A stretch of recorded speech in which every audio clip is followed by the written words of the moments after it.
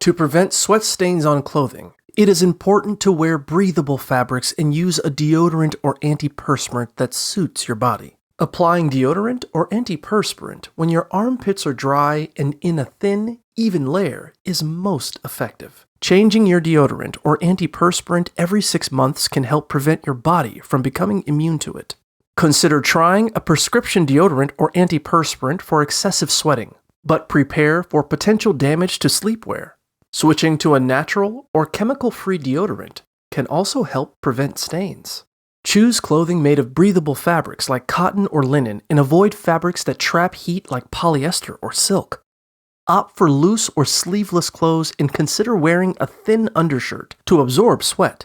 Keeping a spare set of clothes with you and maintaining regular hygiene practices, such as showering regularly and eating healthy, can also help reduce sweating and odor.